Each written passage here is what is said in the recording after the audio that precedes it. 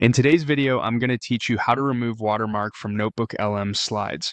We'll start inside NotebookLM to generate a slide deck, then export it and use a desktop tool to make the watermark selectable so you can remove it. Quick note before we begin, only remove watermarks from content you own or have the right to modify, and always follow the platform's terms. First, head to the NotebookLM website. Once you're in, you can either create a new notebook or open one you've already been working on.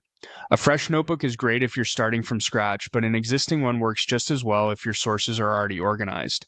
Next, click Add Sources. You can pull in material by uploading files, pasting copied text, linking websites, or connecting to your drive.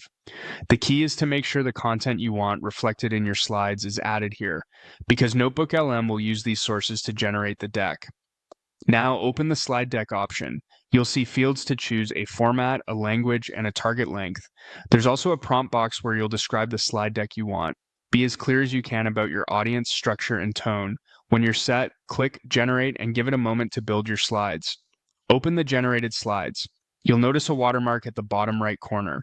In this view, it's not editable, so you won't be able to select or delete it directly within NotebookLM. To work around that, open the menu with the three dots and download the deck as a PDF document. This gives you a file we can process in a separate app to make the text and elements selectable.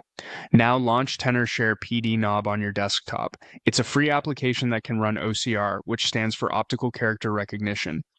Open the PDF you just downloaded from NotebookLM. Click Perform OCR. This step scans the document, detects text and certain layered elements, and converts them into editable content. Depending on the length of your deck, it might take a moment. When OCR completes, navigate to the slides and head to the bottom area where the watermark appears. Click directly on the watermark. You should now find it selectable. Once it's selected, remove it. If the watermark appears on multiple pages, repeat the same action on each slide. That's it. The watermark that was